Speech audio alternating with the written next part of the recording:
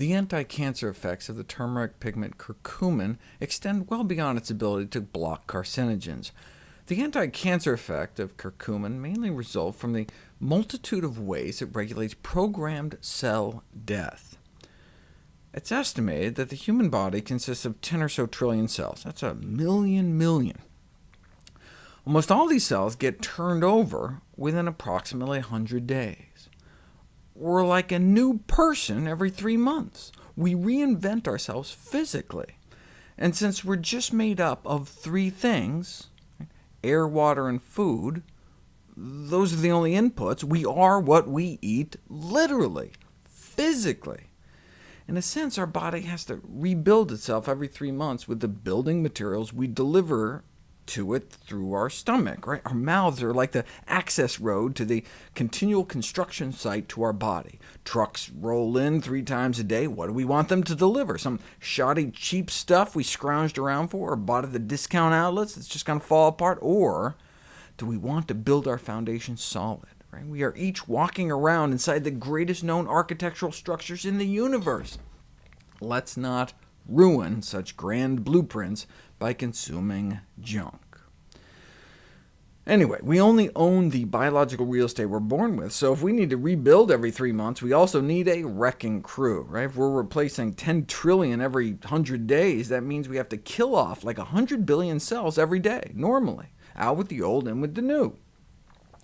We do that primarily through a process called apoptosis, pre-programmed cell death, from the Greek tosis, meaning falling, and apo, meaning away from. So it's our cells falling away from our body. For example, we all used to have webbed fingers and toes, literally each one of us in the womb until about 4 months. Then apoptosis kicks in, and the cells in the webbing in between kill themselves off to separate our fingers.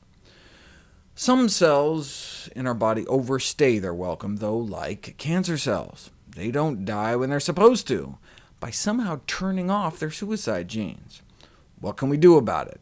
Well, one of the ways curry kills cancer cells is by reprogramming the self-destruct mechanism back into cancer cells. Let me just run through one of these pathways, just so you can see the complexity. FAST is a so-called death receptor, which activates the FAST-associated death domain, along with death receptor 5 and death receptor 4. FAD then activates caspase 8, which ignites the death machine and kills the cell. Where does curry powder fit into all this? In cancer cells, curcumin, the pigment in the spice turmeric that makes curry powder yellow, upregulates and activates death receptors, as has been demonstrated in human kidney cancer cells, as well as skin cancer and nose and throat cancer. It can also activate the death machine directly, as has been shown in lung cancer and colon cancer.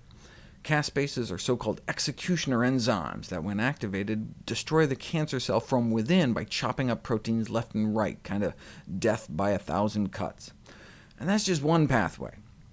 Here's all the other ways curcumin can affect apoptosis, and here's all the different types of cancer cells curcumin can kill. But it tends to leave normal cells alone, for reasons that are not fully understood. Overall, this review showed that curcumin can kill a wide variety of tumor cell types through diverse mechanisms, and it's because curcumin can affect numerous mechanisms of cell death at the same time, it's possible that cancer cells may not easily develop resistance to curcumin-induced cell death, like they do to most chemotherapy. Furthermore, its ability to kill tumor cells and not normal cells makes curcumin an attractive candidate. For supper? Can't make money on some spice you can buy anywhere. An attractive candidate for drug development.